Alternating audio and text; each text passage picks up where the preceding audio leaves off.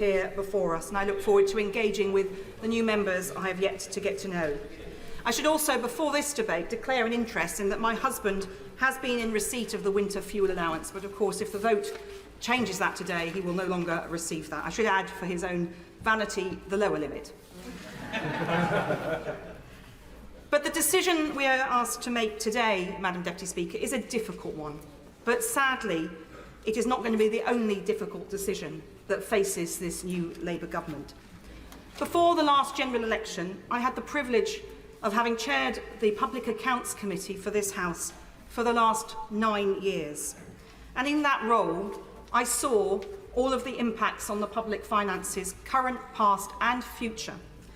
And when people often, I hear my colleague, the Right Honourable Member for Leeds, West and Pudsey, talk about the challenges ahead and the dire consequences. I would say, and you think it's that bad, I know it's a lot worse. We've heard of the Chuckle Brothers. I described us as the Misery Sisters, because when she said it was bad, I say it's going to be worse than that. And that is the reality, that the chickens are coming home to roost on the money and the spending of the previous government. So we saw a number of problems, which I laid out in my last annual report as chair of the Public Accounts Committee. Factually accurate, of course, information. The fact that the NHS capital budget was raided to pay for day-to-day expenses, but that the backlog of capital expenditure in the NHS was £10.2 billion in the year ending 2022. On that point, I certainly can wait. As I served with her on the PAC, I warmly congratulate her on her election as chair of the TSC. The House has effectively made a very good choice. The Raleigh and Rochford Association of Voluntary Services, who I met with last Friday, were genuinely worried about this. In a nutshell, their argument was, if people on very modest incomes are now frightened to heat, that could lead to illness by many of those people, who then will present themselves to hospital and increase the winter pressures on A&E. So by that method, it would be a false economy. The game isn't worth the candle. What does the Right Honourable Lady, who I respect, say to that? Well, I thank the Right Honourable Gentleman, who I had the pleasure of serving with on the Public Accounts Committee, and an example of how this House works closely together, because I don't think most people would think we would agree on many issues. But on the Public Accounts Committee, we produced every report in tandem. But he will know that the pressures on the NHS are legion, that many of the same people who will be suffering this cut to their income, that we'll come on to some of the measures to ameliorate it in a moment, will also be the same people queuing and waiting for a hospital appointment. And I know too many pensioners who, if they can't afford it, don't get that hip replacement, but that many who are cashing in their savings where they have it in order to pay for a hip replacement so they can have a quality of life. That is not the NHS that I don't think he or I want to see in this country. And so we need to make choices. And one of those choices that this government is making is to make sure that we pull those waiting lists back. But I could digress into the NHS for a very long time, and if he will forgive me, I will move on. Because we look at our schools estate, again capital funding, the Department for Education itself, under the last government, asked the Treasury for capital funding for schools of £5.3 billion in 2020. It was allocated only £3.1 billion. So there's a big backlog there. If you look at the defence sector, again, many examples, but let me just pick a couple. Decommissioning nuclear submarines, not a single one that has come out of service has yet been decommissioned in this country, will cost around £500 million in 2018 prices for a single one, amounting to nearly £750 million in 2018 prices to complete all of those. It's getting to a critical point. These are decisions delayed and deferred. These are decisions delayed and deferred for too long by governments of all colours in this case, not just the last government. And there is an at least £17 billion gap in the defence equipment plan over 10 years. And there's a lack of transparency over the spending in local authorities because of the crisis in local government audit, which was overseen by this government, and not enough was done to deal with it. I could go on. There is a long list of expensive things that this government needs to now put right because of neglect over a period of time. And there are budget challenges. Let me continue for a moment. There are budget challenges this year. Many decisions that were made in recent budgets which have hit the public finances, or would hit the public finances in 25, 26 or beyond that. And that's either because there was huge optimism about the state of economic growth, or a deferral of painful cuts. Different members of the House will have their views. I thank the right honourable lady and I congratulate her to coming on her position, but she's just outlined a number of projects that need to be found in terms of public spending. But as the Shadow Secretary of State outlined, the government's decision today will save £1.1 billion, and the replacements that they're putting in place will cost £3 billion. How does that make economic sense, and how does that help the case that she's making? Give credit to the right honourable gentleman for his chutzpah in coming today to say that it is this government that has denuded pensioners of income, when it is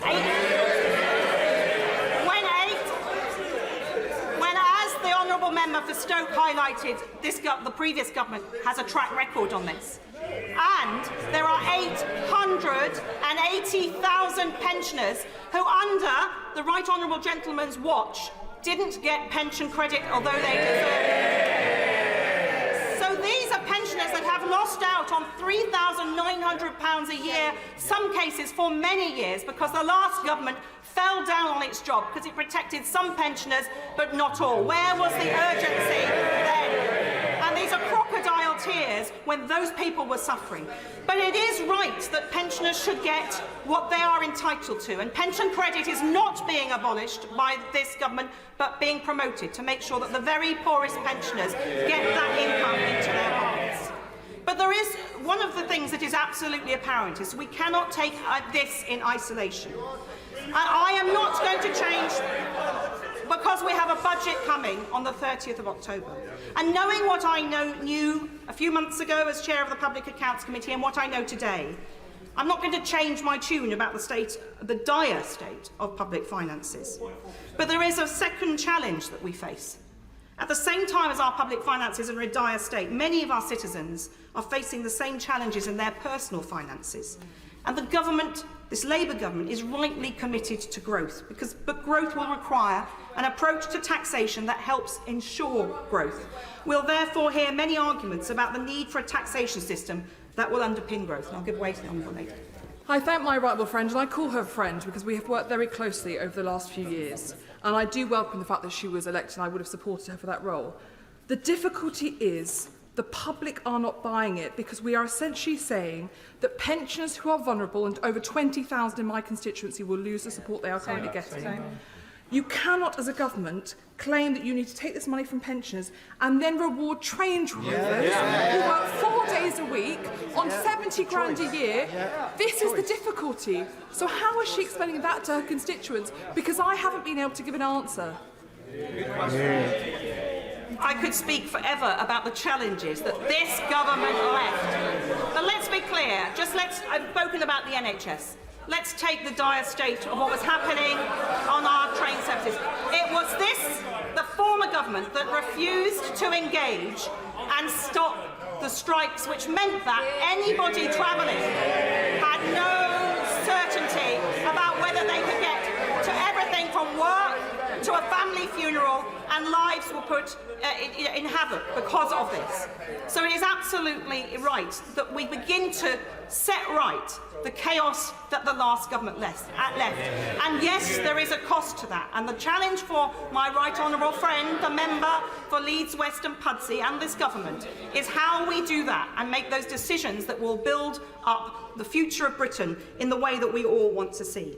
But we also need to address, as I was saying about taxation, the biggest challenge in our taxation system is that those who are facing the greatest financial challenges often face the biggest challenges of all. Because the reality is that the greatest cliff edges in our taxation and benefits system affect not those who are already started to earn and accumulate wealth, but those who are most financially challenged. For those at the margin, we keep coming across examples. This is not the only one where the marginal costs of a slight improvement in income can drastically outweigh that improvement. Everything from whether we see tax thresholds frozen to many more examples, for example, with child benefit, the issues we've seen there. And the debate we're having today is such an example. The solution isn't to duck or defer the need for tough choices. So for the record, I will be voting with the government this evening. But equally, for the record, I want this government to commit to tackling those cliff edges, because that's what progressive policy and taxation policy will look like.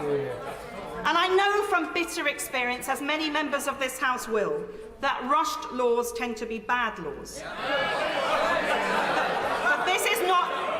So I do not expect some Houdini-like solution to be announced by my right honourable friend for Leicester West from the front bench in the closing speeches.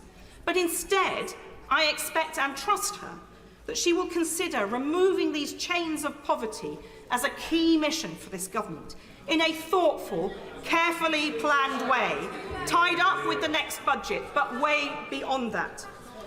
I also know, as again many members will, that there are technical challenges in making changes. Look at what's happened with child benefit, the limits on income for child benefit, dragging many people into tax returns, where households of the same income did or didn't receive child benefit depending on who was earning the money. And that's an example on why lessons on why changes, when they're made, need to be made in a sustainable way with a plan. And my right honourable friend on the front bench and her colleagues has a plan. But the winter fuel allowance, which we're discussing now, is a prime example of the problems that those cliff edges create. And addressing those in isolation, however, will leave in place all the other cliff edges. And we need to look at this challenging poverty in the round. I was honoured to be chosen to be the chair of the Treasury Select Committee yesterday. I do not yet have committee members to be elected. The chair of the DWP Select Committee is yet to be elected. And so I cannot promise exactly, and I cannot speak for a committee that does not yet exist on a cross-party basis. But I will be urging the committee to consider this wider challenge of cliff edges as a matter of urgency. And I look forward to working with ministers to find some practical steps forward. We have to make tough choices in government in year, because one of the challenges is that the hole in the public finances is not just about the whole today, but that in previous budgets, decisions were made to defer spending to later years. So the real challenge is now, and I have seen too often calls for efficiency savings, for cuts in year, which actually end up being deferred. If you look at what happened to the defence equipment plan under the Conservative government in 2010, there was a desire to balance the books. In doing so, the Ministry of Defence deferred spending. It moved it to the right, which left us with aircraft carriers without aircraft and a raft of other problems. So deferring decisions and spending does not solve things. And this government and this cabinet is making the tough decisions to make those difficult decisions in year, because that is financially literate and the right thing to do. I call the Father of the House, Sir Edward Lee. If I can reach out to the other party for a moment, there is, I think, a case for having a serious debate about the total package that we give to pensioners. And we could have done this in a sensible way, and I raised it myself and questioned some aspects of the triple lock a couple of years ago. It's a very difficult debate, but I do understand that the total package paid to pensioners as a proportion of gross national product must not keep increasing every year, because that is the way ultimately to bankrupt the country. And we need to have a social contract between older people like myself and younger people, particularly in terms of house building. I understand all that. That is a debate we should have been having today, and we could have combined as a House to have it and to protect the public finances. But this is not the debate that we are having. We are debating the action of a government which has not just gone against a manifesto commitment. There was no manifesto commitment to do this. They actually gave a specific promise that they would not do this. And this surely is a question of public trust, an absolute guarantee. And this is why I think people are so upset. Now, I know that some people will say, and here I declare an interest, why should somebody like me receive the winter fuel allowance? All right, let's have a serious debate about that. But what about the people, and this is the sort of people that I feel so strongly about, who've worked hard all their life, Serve the country.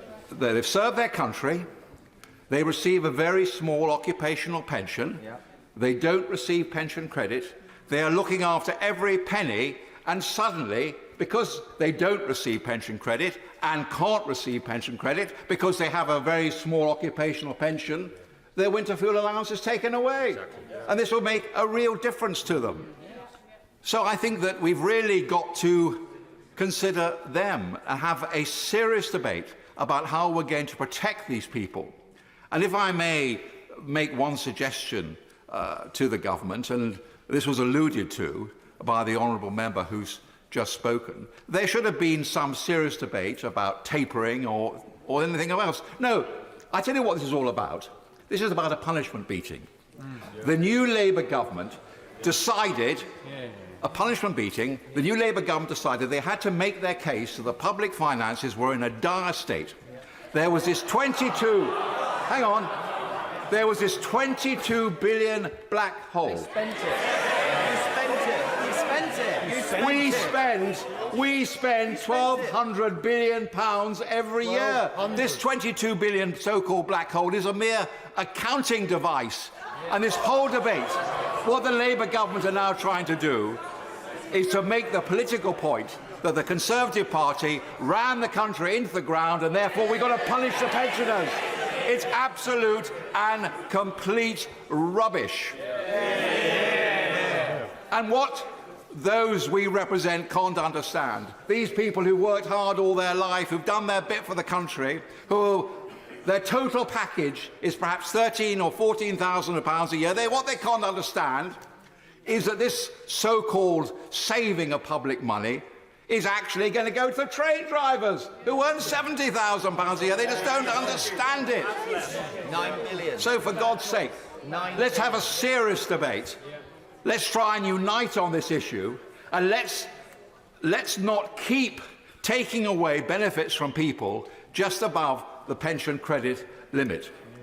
And of course there are many pensioners who are entitled to pension credit for all sorts of reasons, will never claim it. They are suffering, and so they will be even worse off. And there's another point to be made, is I know the government will argue that the total package will be worth more after the increase in the triple lock next year. But actually, if you are a pensioner who's drawn your pension before 2016, by the time you've had this cut, you will probably be even worse off. The first cut in the state pension for years. This is not acceptable. This is not the right way to go about things. We should unite around a sensible package that rewards pensioners for their hard work, but does not just indulge in a political gesture.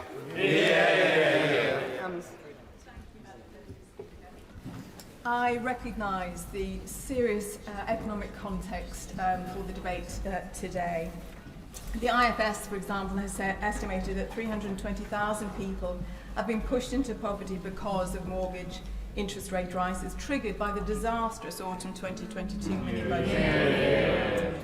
And of course, there were many unfunded policies that the then Prime Minister made.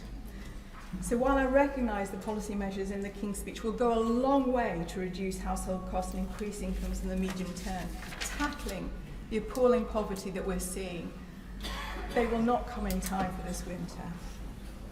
I'm proud that Labour continue with the triple lock on pension, something that will be worth an estimated £460, an extra £460, but this won't happen until next spring. The setting up of a new energy production company, Great British Energy, again alongside making homes more efficient, is a fantastic initiative, but it will contribute to our net zero targets and reduce the energy bills for millions. But again, this won't be in time to offset the 10% increase in energy bills this winter. I support our focus about growing our economy, but again, this will not happen overnight. The Joseph Rowntree Foundation estimated in their report earlier this year that there are 2 million pensioners living in poverty, about 1 in 6 of all pensioners. In areas like my Oldham constituency, poverty rates are much higher. We have 1 in 2 children living in poverty. And from the figures, we estimate that that will also be the same for pensioners. We know that 4 in 10 older people in Oldham East and Saddles have a disability, and almost half have a long-term health condition. We also know that even before the escalation of energy costs, over 1 in 6 households were living in fuel poverty. Although pension credit provides extra financial support for the poorest pensioners and opens up help such as housing benefit and council tax discounts for those who are eligible for it, only 5,500 of the 8,000 out of the 9,000 households in Oldham are eligible for to claim it. Again, I welcome the automatic linking of pension credit to housing benefit to increase the uptake, but this again won't happen in time for in the next few months. And what about, I'm not going to, thank you so much, I can't because I have been under strict guidance from the Deputy Speaker.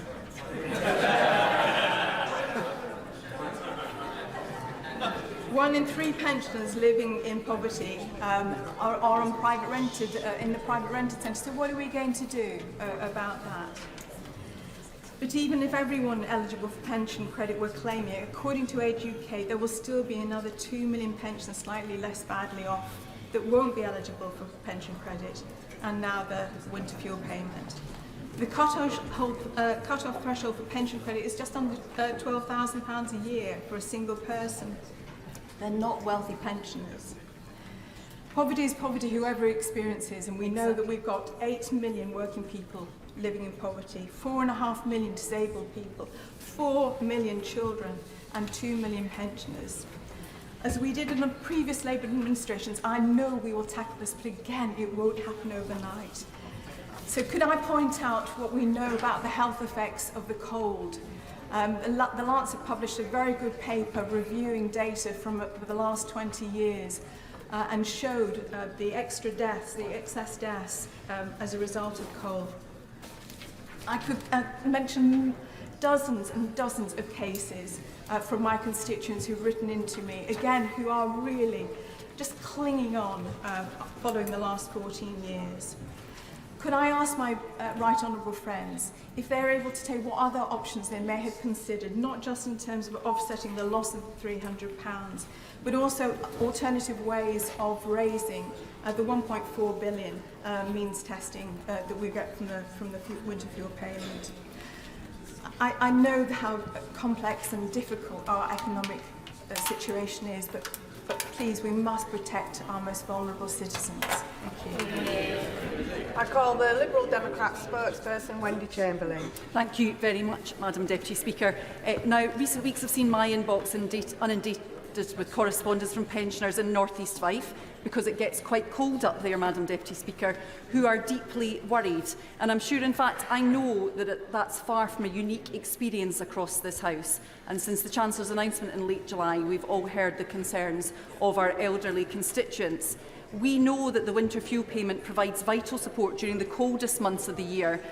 It is not a luxury, and the Chancellor's decision will leave as many as 2 million people extremely worried about how they will afford their energy bills this winter.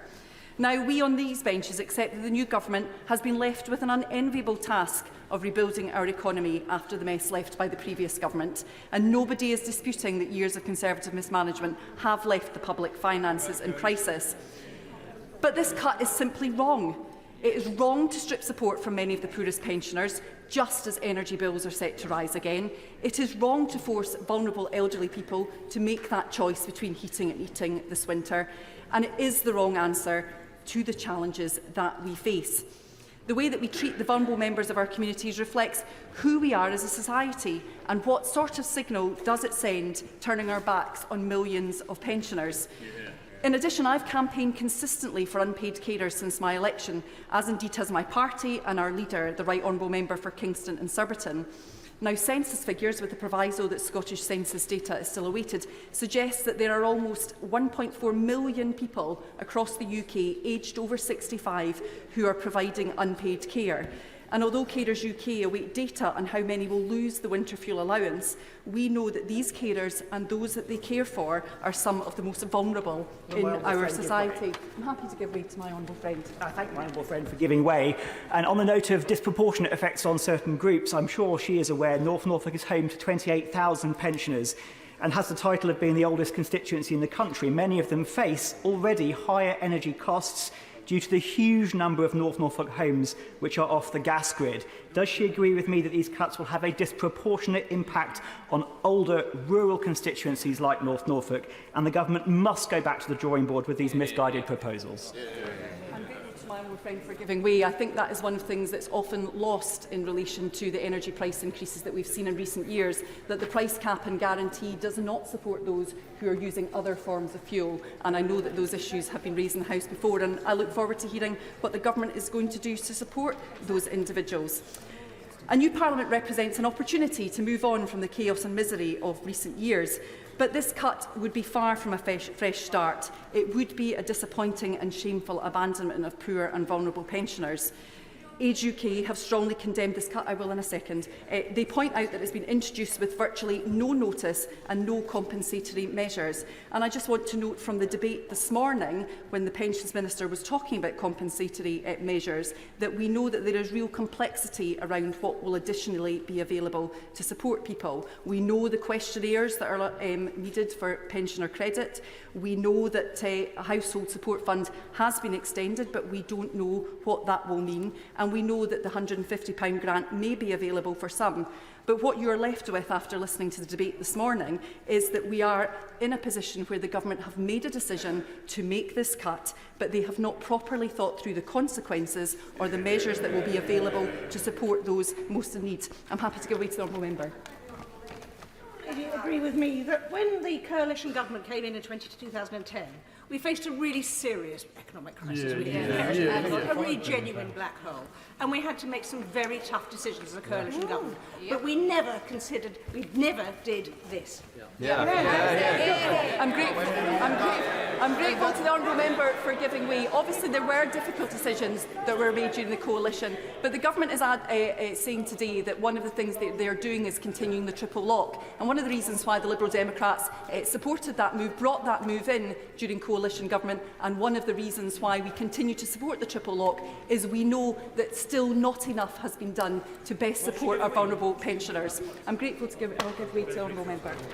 Lady for giving away. I'm sure she'll acknowledge that in Scotland we have the coldest climate in the whole of the United Kingdom. We will be disproportionately hit, and it's absurd that that will happen in energy-rich Scotland. Will she appeal to all Scottish members to ensure this is supported tonight?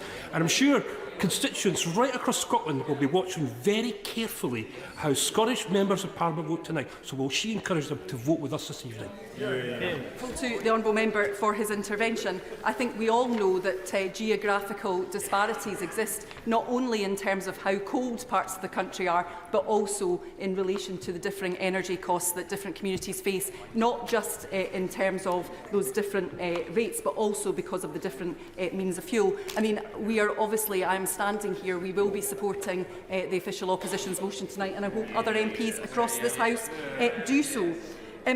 So, going back to Age UK, they have drawn attention to low take-up rates for pension credit. Around 1 million pensioners would be eligible for pension credit but do not claim it, often due to a lack of awareness. And since the Chancellor's announcement, we've seen lots from the Government about how they are going to increase the uptake. And indeed, we have seen reports that suggest an increase in application, but also that the wait times for that is increasing. So what I'd like to seek from the Secretary of State is, if people are applying for pension credit and only get that confirmed after the date in which the winter fuel payment is made, will those people be caught up with? And an awareness drive is all well and good, but the DWP has stated that its calculations assume an increase in that uptake of pension credit. But that will still leave over 700,000 eligible pensioners not getting pension credit and therefore not getting winter fuel payments. And those of us in the last Parliament will remember numerous drop-ins, and dear colleagues, to outline the steps that the then government was taking to encourage pension credit uptake and what MPs themselves could do. I certainly remember writing regularly in my local newspaper column to outline how people could apply. But the reality is the numbers of people uptaking pension credit is stubbornly stuck at 70% ceiling. I'd be really interested to know what this government is going to do that will be radically different in order to increase this. And the government's rationale is that this cut will save an estimated £1.4 billion by means testing the winter fuel payment. But have they made an assessment of what that saving would be if they fulfil that other stated aim of making sure that all those eligible for pension credit claim? Is there not a fundamental contradiction at the heart of this measure today? How can the government aim to boost pension credit on the one hand while aiming to maximise the fiscal savings that it is making through this cut? What will it cost to increase the take-up rate? And can the Secretary of State give an assurance that the Treasury will give its full support to any measures aimed at boosting the uptake of pension credit? And a separate but unrelated issue, Madam Deputy Speaker, is that of the cliff edge. Analysis by Policy and Practice shows that around 130,000 elderly people miss out on pension credit as they are just £500 over the income threshold to claim the benefit. And we know that those vulnerable elderly people will now be cut off from winter fuel payments with just a few months' notice. And that leaves me feeling, Madam Deputy Speaker, that there is cruelty at the heart of this cut. These vulnerable pensioners who have spent years struggling under a Conservative cost of living crisis are now faced with a double hit, an increase in the energy price cut from the 1st of October, alongside being stripped of those winter fuel payments. It is important that we do not forget that energy costs are much increased than they were from a few years ago. So arguably a winter fuel payment is needed more than it ever was. This House has an opportunity today to do the right thing and protect those vulnerable members of our society. So Liberal Democrats will be supporting this motion and opposes the move to strip pensioners of that support. And I hope other members will do the same. Members will have seen that there's a lot of interest in this debate, so I am going to impose a clear 3-minute time limit from now on. Anna Dixon.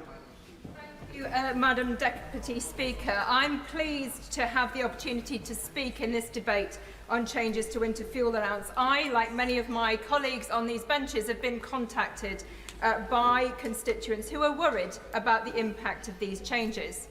But I also bring 25 years of experience of working on public health and older people, latterly as Chief Executive of a national ageing charity.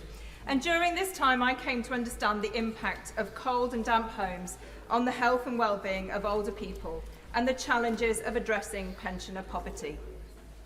So let's be clear. With those pensioners up and down the country who will be losing their winter fuel payments this winter, where the ultimate responsibility for today's decision lies. Not with the member for Leeds West and Pudsey, but with the member for Godalming and Ash and his party.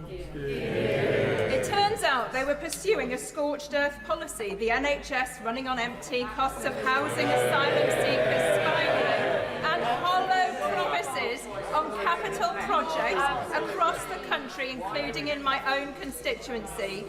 I know that the Chancellor and her colleagues have not taken the decision lightly to means test the winter fuel payments. Hard choices have to be made to put the country's finances back in order. So we know there are many pensioners who are going to miss out, and I worry that they're going to be left in the cold.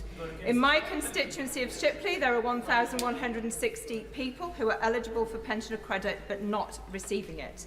I spoke to a resident in a sheltered housing scheme in Cottingley at the weekend. He didn't know if he was eligible and was not sufficiently mobile to attend a local community centre. So I do ask the Secretary of State to work with colleagues in MHCLG to urge housing associations and local authorities to support their residents to apply for pension credit and other benefits to which they may be entitled. The other group who risk being left in the cold this winter are those whose disabilities, health conditions, or who live in cold and damp accommodation. We know that cold homes can cause and worsen respiratory conditions, cardiovascular disease, poor mental health, dementia and hypothermia.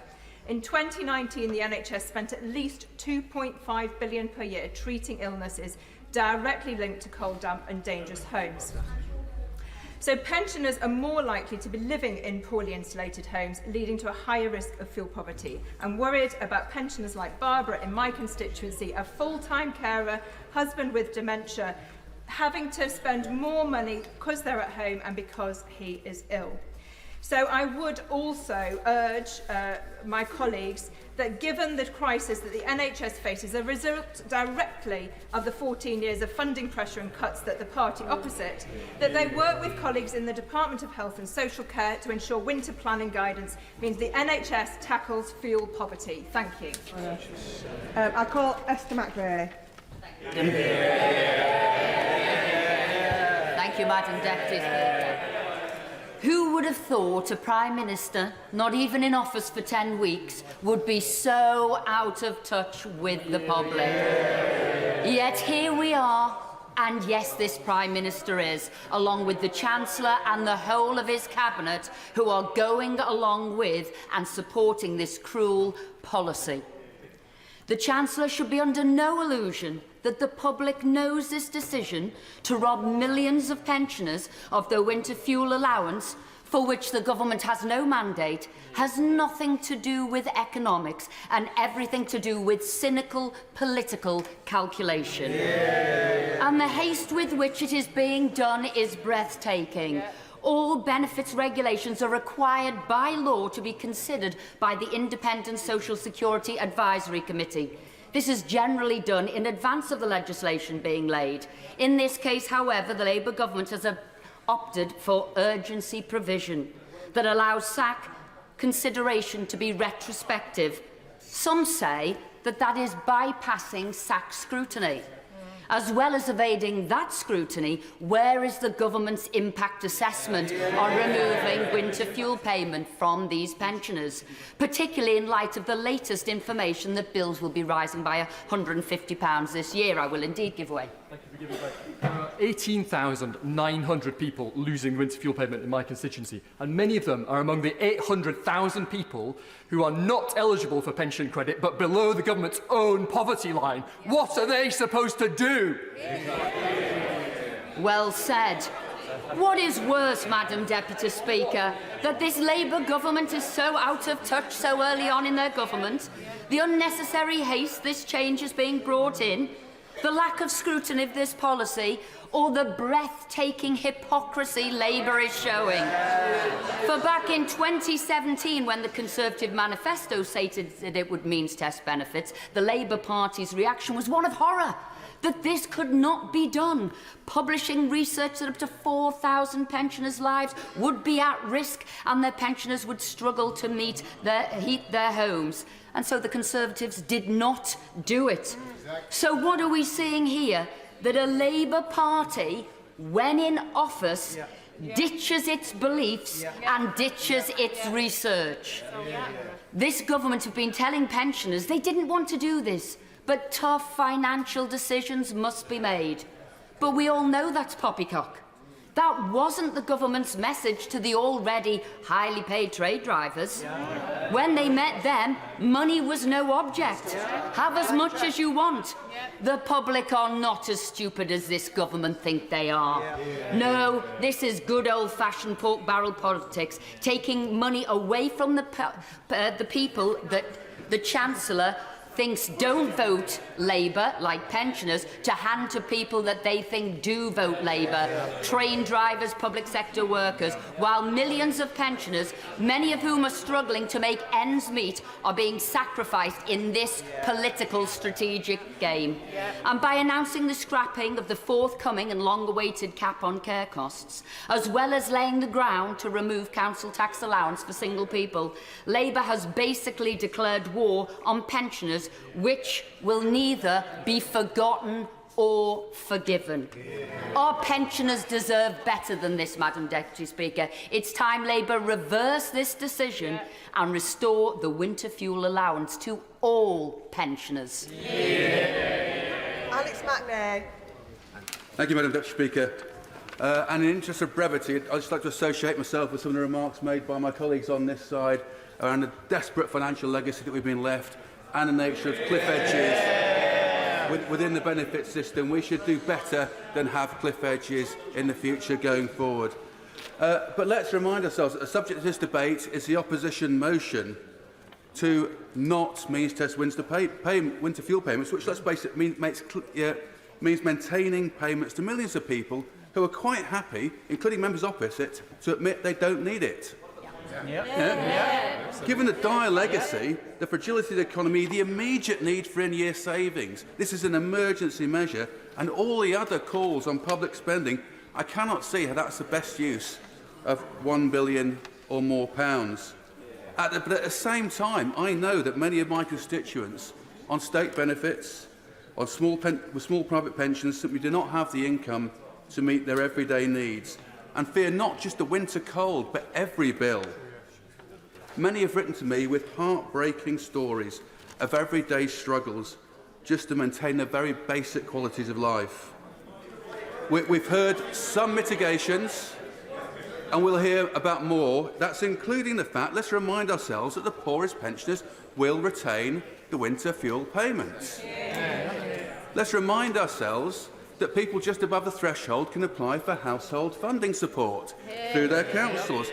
And my office are already, in Rosendale and Darwin, are already working hard with residents to make sure that everyone in need gets the support that they need. And we've already helped a number of pensioners onto the benefits they deserve and need. But at the same time, we need to recognise that none of these steps, including the winter fuel payment itself, address the fundamental issues of pensioner poverty.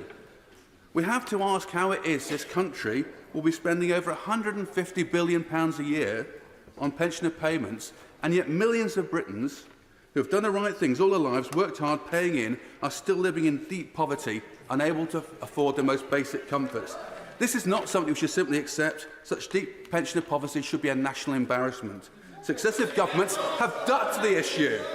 Winter fuel payments is one example of a sort of sticking plaster policy that sought to kick the can down the road, responding to a problem but never fully addressing it.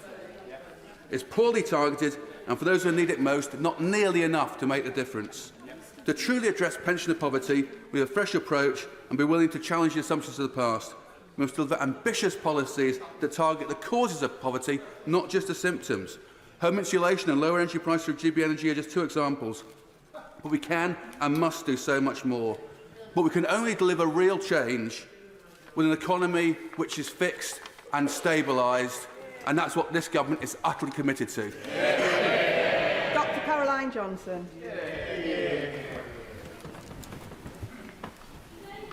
Honourable and right honourable members will make a choice whether to take vital winter fuel payments from millions of vulnerable pensioners, including 20,000 pensioners in my constituency of Sleaford and North Hykeham. It is important when voting today, when honourable and right honourable members make their choice, that they understand the consequences of their choice.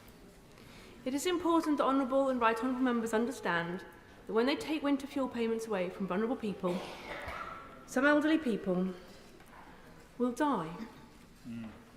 Vulnerable elderly people on relatively low incomes will be unable to adequately heat their homes, and as a direct reason, because they can't heat their homes, because they're cold, they will die. Why? Because cold is bad for you. There are a number of reports which demonstrate this that honourable and right honourable members can read. Your platelets get higher. You vasoconstrict. Your blood pressure goes up. This puts you at risk of stroke. This puts you at risk of heart attack. Your lungs become inflamed. This puts you at risk of pneumonia, a chest infection. It makes people with COPD more likely to suffer exacerbations and ill health. Studies have shown that your physical performance and muscle strength to take caps off things, to move, to walk about, are worse in people, particularly elderly people, who are cold. This reduces your ability to independently complete your activities of daily living, and it makes you more likely to fall. Studies have also shown that elderly people who are cold in their home are more likely to need to get up at night, to go to the toilet, or to wake through the night.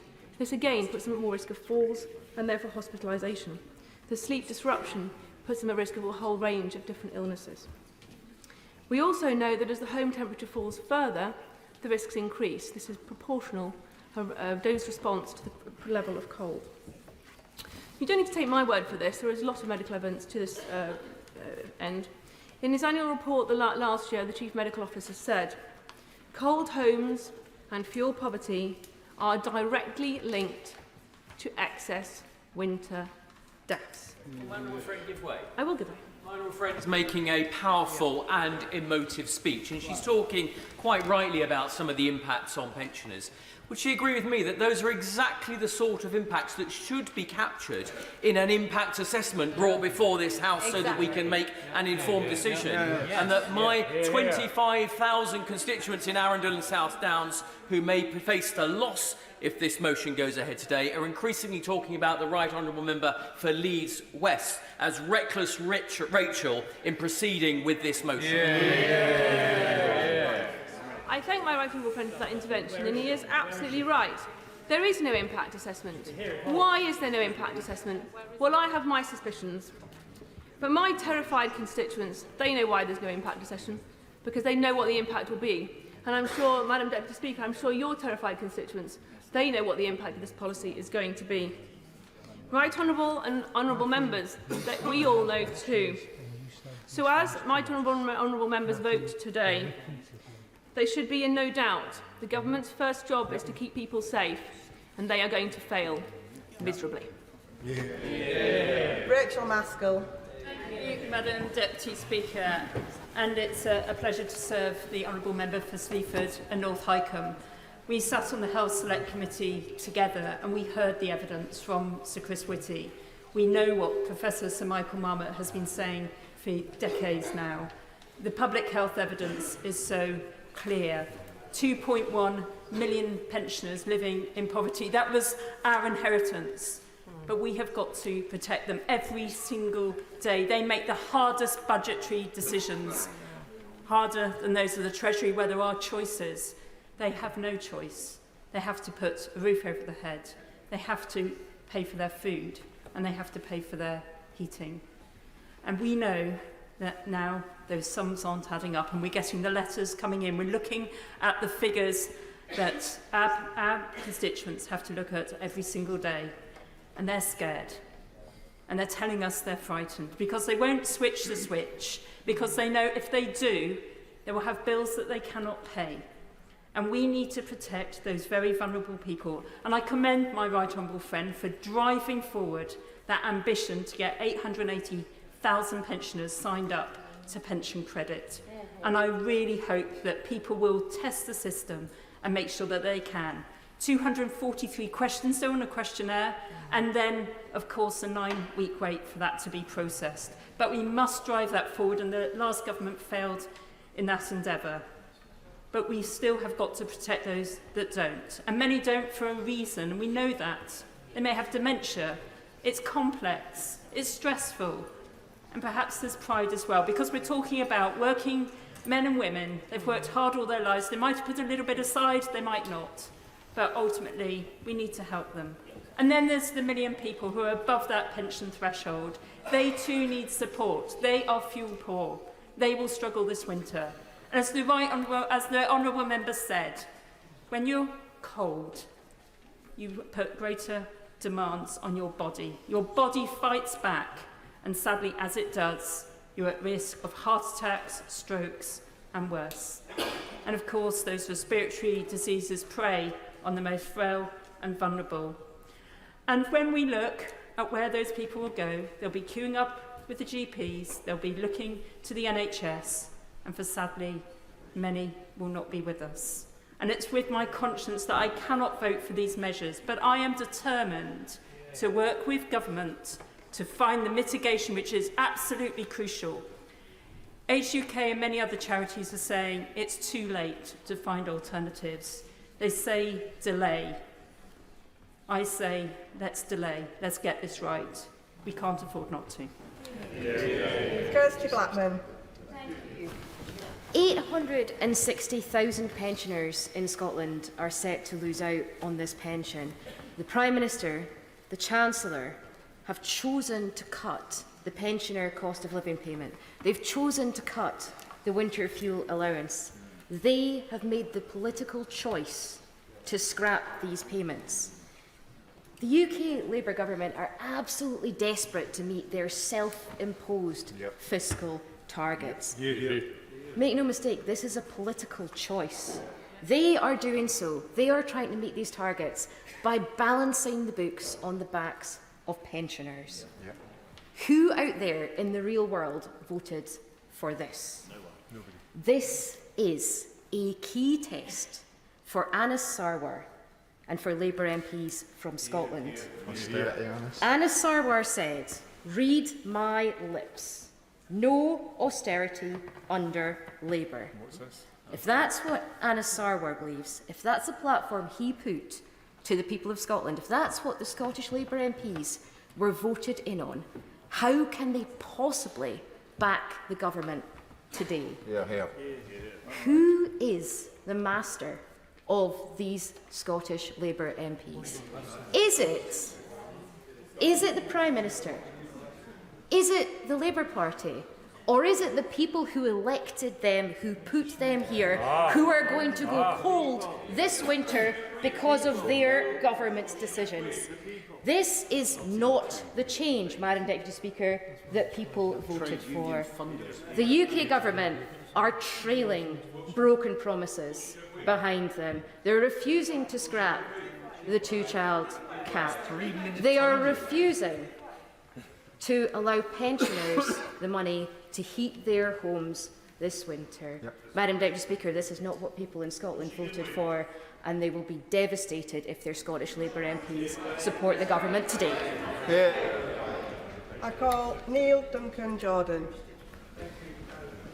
Thank you for the chance to speak in this important debate. I do so because for nearly 20 years I was an active campaigner in the pensioner movement, and I feel compelled to take part. But I come to this debate wanting to make it clear that the financial mess inherited by this government is a result of 14 years of austerity and financial mismanagement. And I also reject any suggestion that public sector workers are benefiting at the expense of pensioners. This is a crude attempt to divide working people. It's well known, and we should reject it as such. In the short time I have, I want to make the case for universalism as the cornerstone of our welfare state. We know from the latest figures that 880,000 older people are eligible for pension credit but don't claim it. Means testing is supposed to target help at those who need it most, but those who need it most are those who don't claim it. And for decades, successive governments have talked about needing to improve take-up, but even in its best year, the most it ever achieved was 67% take-up rate. Of course, some people don't claim it because they're unaware of what they're entitled to, but for most, they're wary of having to answer over 230 questions about their circumstances, and many charities like CAB in my constituency don't now have the capacity to help those people fill the forms in because of cuts to funding over the years of austerity. We should also recognise that there is still a stigma attached to having to declare that you are struggling, and concepts around the deserving poor are as old as this building. And I thought that in the 21st century we would be hoping for something better. The key question, Madam Deputy Speaker, with any means-tested system is where do you draw the line? And by its very nature, the biggest losers will be those who are just above the cut-off point. In my constituency, around 19,000 people will miss out. Historically in the UK, we have had long-standing problems.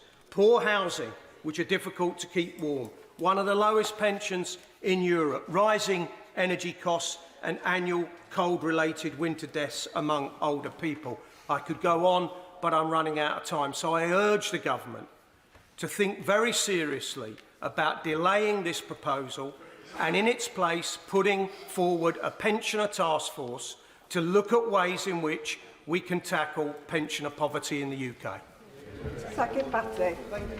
Madam Deputy Speaker, I stand to speak on behalf of my 18,500 pensioners who will be affected by this. But before I speak on their behalf, I just want to commend the honourable member for York Central for a really impassioned speech. I know it's not easy standing against your own party, but the fact of the matter is this is a decision today. This is a decision today which is a choice between right and wrong. And the fact of the matter is all those members who are defending this choice by the government, by the Chancellor, to make this decision on the backs of pensioners, just the sheer brass neck to go out there and defend this and this alleged black hole when they've paid billions to unions. They've paid billions to unions without any savings in return. The GB Energy, a shell company for £8 billion, the Climate Energy, over £11 billion, and then to say there's no money and we're going to do it off the £1.1 billion on the back of pensioners. I won't give way because I'm sure the lady will to participate in the debate later. But on the backs of the £1.1 billion on the pensions, they might be fooling themselves, but they're not fooling the British public. They're not fooling my pensions. And the fact of the matter is, if they want to do the right thing, I would say follow the example of the member for York Central. If there are issues on this, I'm sure even on our side we will look at it and we will do it in depth and we'll do the right thing. But the fact of the matter is they are using our pensioners as some sort of political tool to make a point for their ideology. Just because a Chancellor stood up and found this alleged black hole and try and justify that. It's a horrible, horrible situation. I will not give way to the honourable member. I'm going to make some progress in the limited time that I have. And of course, there are many members on this side who are absolutely enraged by the fact that this is happening. And the party opposite talked about transparency. The party opposite talked about transparency, and yet there's been no full impact assessment on these measures. Where's the impact assessment? If you've got nothing to be afraid of, where is the impact assessment? Why did you not wait? Why did the honourable members not wait till the budget, Madam Deputy Speaker, the big fiscal moment? I've already said I'm not going to give way on the fiscal moment when there could have been adequate scrutiny, and so this House could have analysed this and seen the impact. 4,000 people are at risk of death. That's not my number. That's the number, the Labour Party's numbers. That's what they said in 2017. That's what you're voting for if you allow these measures to go forward. Do the right thing. Do not use our pensioners as a political weapon for your own ideologies. It's a horrible, horrible situation to put them in. The anxiety that these members are causing is absolutely outrageous, frankly, Madam Deputy Speaker. And they're really going to have to step up their game if they want to convince the British public that this is the right thing to do. John MacDonald. Thank you. When an issue like this has been so heavily whipped, it's very difficult, and I haven't got the eloquence to persuade people to vote another way, to be honest. And so I just want to make this as a personal statement. So my constituents know why I will be voting the way I do today. I agree with the government on so many points on this. One is the issue with regard to the inheritance. It is the most toxic inheritance any government has ever had. The second, actually I did a report last September which says the amount between 2010 now that we've lost is 80 billion, not 20 billion. The second thing is the black hole of the 20 billion. We sat here when we listened to a government making commitments they knew they would never have to fulfil because they knew they were going out of power. And I agree with the Prime Minister. Of course, I agree with the Chancellor Exchequer.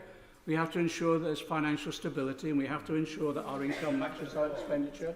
And I agree with the Prime Minister on this very principle, always have, that any burden should be placed on those with the heaviest shoulders. This is where I disagree. Because actually the heaviest burden isn't being placed on those with the heaviest shoulders. It's being placed on some of the poorest. And in my constituency, I have large numbers of people who aren't claiming pensioner credit, and I'll be out there like everyone else trying to persuade them to apply. But lots of my voluntary organisations have been savaged by Tory council. We haven't even got the advice mechanisms left anymore. So there'll be, at best, I think we can get to 70%, maybe 75%, but there'll be 1 in 4 who won't be able to claim that benefit.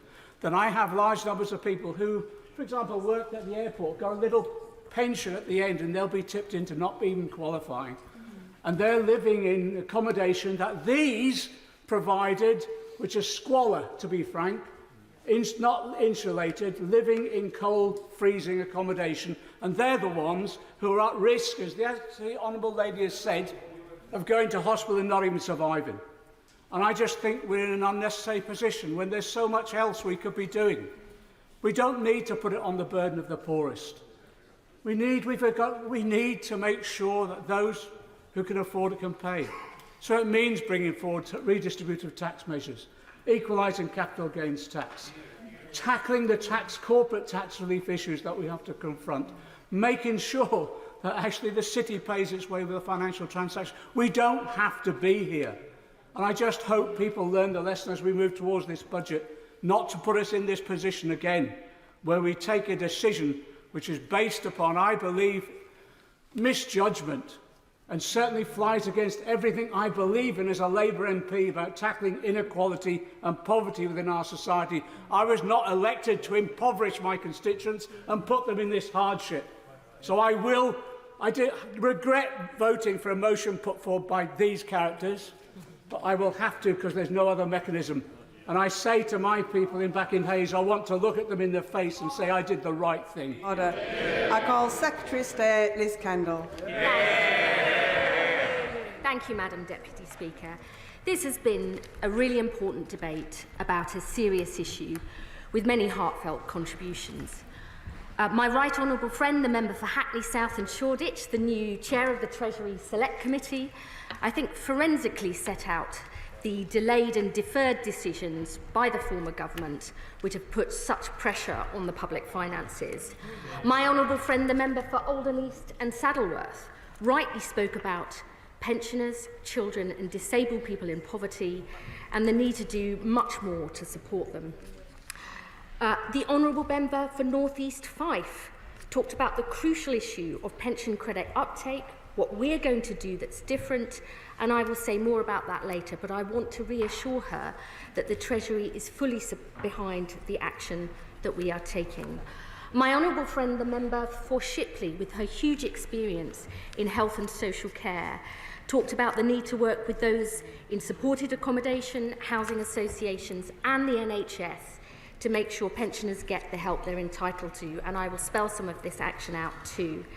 My honourable friend, the member for Rossendale and Darwin, made a strong case, I think, for targeting help on the poorest pensioners and the need to tackle the root causes of poverty, including insulating homes and bringing energy costs down.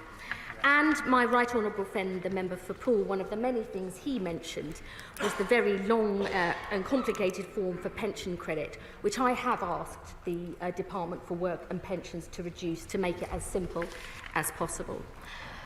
But, Madam Deputy Speaker, I'd like to start by setting out why we have taken the difficult decision to means test winter fuel payments so they are no longer available to all pensioners, whatever their income, but focused on those in greatest need. Put simply, it is because we must fix the foundations of our economy as the first step to rebuilding Britain and making the changes our country desperately needs. And because when money is tight, our priority must be to target resources on those who need it most. Now, members opposite don't want to be reminded of their record and the state they left the country in. But their economic failure and reckless decisions left a £22 billion hole in the public finances this year, a £6.4 billion overspend on the asylum system, a £2.9 billion overspend in the transport budget, new roads, hospitals and train stations announced as their policy but not budgeted for, one unfunded commitment after another, and the reserves spent 3 times over, spending like there is no tomorrow with no thought for the consequences today. And, Madam Deputy Speaker, that's before we even begin to deal with the challenges we already knew about. NHS waiting lists at 7.6 million, over 1 million waiting for a council home, a totally broken prison system, and over 4 million children growing up poor. Of course, members opposite want to deny this is the case, but the Office for Budget Responsibility is crystal clear. They were only made aware of the true extent of the pressures on the public finances after we were elected. Pressures they say, constitute one of the largest overspends outside of the pandemic. And faced with this reality, Madam Deputy Speaker, and the need to get the public finances on track this year, we took the difficult decision to focus winter fuel payments on those in greatest need. I will indeed give way to my honourable friend. I'm grateful to the Secretary of State for giving way. The issue of pension credit uptake is clearly critically important, and I know from discussions that I've had in my constituency that there are some myths around pension credit ineligibility. So will the Secretary of State please confirm the efforts she is making on pension credit uptake, and does she agree with me it's vital we ensure that everyone that is eligible for pension credit receives it? My honourable friend is absolutely right, and I would say to the faux outrage of members opposite, who left 880,000 pensioners, the very poorest, not getting the pension credit they're entitled to. And I would urge all honourable members to work with us and their local councils to make sure pensioners get the money they are entitled to. As my right honourable friend, the Chancellor and the Prime Minister have said, this is not a decision we wanted or expected to make. But when we promised we would be responsible with taxpayers' money, we meant it. Because we know what happens when members opposite played fast and loose with the public finances. Working people and pensioners on fixed incomes paying the price with soaring interest rates, mortgages and inflation. I will give way to the former chair of the meeting. I would like to thank the Secretary of State for giving way. Will she confirm from the dispatch box that if every pensioner who is eligible for pension credit takes it up, that the cost to the Exchequer will actually be substantially more than the savings from axing the winter fuel payment? I would ask the honourable lady, is that why members opposite never took the action needed to increase pension credit uptake? We take a different approach.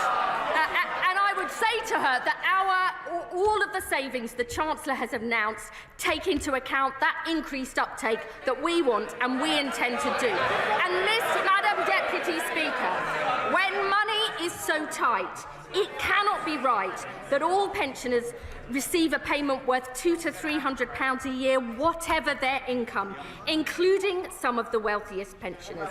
Now, many honourable members, I will give way to the honourable gentleman.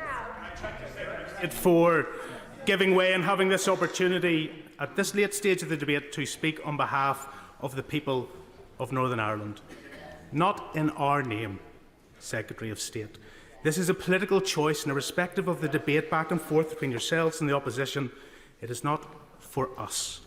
It is not right, and this measure is a measure of shame.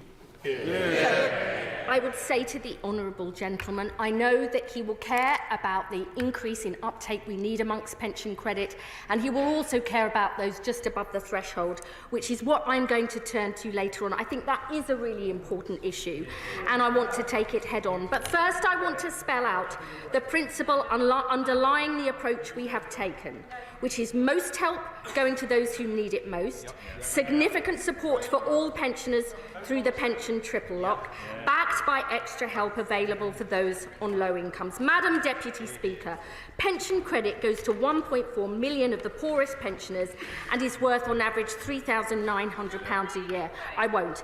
But the truth we had to confront coming into office is that up to 880,000 of the very poorest pensioners are not even claiming the pension credit they're entitled to. That is a national scandal. And we are determined to make that change, because the last government did nothing to properly tackle this issue. Indeed, in 2012, they promised to merge housing benefit and pension credit, which we know would significantly increase uptake, Yet when I arrived in the department, I learnt it wouldn't happen until 2028, a decision that was taken on their watch. This is completely unacceptable, and unlike the Conservatives, this is something we will change. I'll give way to my honourable friend. I thank the Secretary of State for giving way and welcome the increased measures to target those 886,000 that haven't had pensioner credit because of the people over there when they were in 14 years of government. But there are people who do have legitimate concerns about the low level of threshold, hard-working people that have tiny pension pots. What mitigating measures is the Secretary of State going to put in place? I will come to this point in a moment about the extra help for those just above, but I want to spell out what we are doing on pension credit. We have done more to increase pension credit uptake in the last 2 months than members opposite did in 14 years. We've written to all local authorities to ask them to identify eligible pensioners, including by sharing data. We're joining forces with Age UK and Citizens Advice to make sure pensioners check and apply. We've launched a major awareness campaign, continuing right up until the deadline to apply on December the 21st, and yes, that will be backdated by 3 months, backed by 450 extra staff to ensure claims are processed as quickly as possible. The Deputy Prime Minister is working with housing associations and supported accommodation providers so their residents know what they're entitled to. I'm working with the Health Secretary to ensure frontline NHS staff can signpost older patients who may be housebound because of disabilities and chronic conditions. And for the very first time, we're writing to all pensioners on housing benefit who are potentially eligible, to encouraging them to claim, something the Conservatives never did. And in the longer term, because the only way to guarantee uptake is to make the whole process more automated, we'll bring forward the merger of housing benefit and pension credit, which members opposite never did. Madam Deputy Speaker, this is the extra help for the poorest we are determined to deliver, but it's built on the bedrock of support for all pensioners through our commitment to the pension triple lock. A triple lock that has seen the new state pension increase by £900 this year, £970 the year before. And our continued commitment to the triple lock means the new state pension is forecast to increase by a further £1,700 over the course of this Parliament, including, if today's ONS figures are confirmed next month, an extra £460 from next April. I'll give way to you. I thank my honourable friend. When Gordon Brown introduced pension credit and lifted 1 million pensioners out of poverty, in the teeth of opposition of that party opposite who opposed pension credit, let's remind them they did, he also introduced something called savings credit. Savings credit was specifically targeted at those pensioners who saved for their old age with a small savings pot and a second pension. What happened in 2016? The party opposite scrapped it. So does she not agree with me that we shouldn't listen to the crocodile tears of the party opposite? I couldn't have put it better myself. The faux outrage from members opposite about those just above pension credit threshold, when it was their former Tory Chancellor George Osborne who took a red pen to it, meant its value decrease and has created some of the problems we're now having to deal with. Madam Deputy Speaker, there is much more we're doing to help low-income pensioners, including those just above pension credit. The Warm Homes discount of £150, the Household Support Fund, which we've just extended with £500 million of additional funding, which councils can use to help low-income pensioners. Our Warm Homes plan to tackle the root causes of fuel poverty, and because the only way to really control energy bills is through cheap, homegrown energy, we've already legislated for Great British Energy. This is the difference a Labour government makes. Fixing the foundations, taking the long-term decisions our country needs, prioritising help for those who need it most, helping all pensioners with the pension triple lock, and more help for low-income pensioners too. We will not shy away from our responsibilities like members opposite did. We were elected united on a platform to deliver economic stability, rebuild the country and make the changes our country needs, making this country better and giving it its future back. Pensioners deserve better than the faux outrage of members opposite. The question is, as on the order paper, as many as are of that opinion say aye. Aye. Of the contrary, no. No.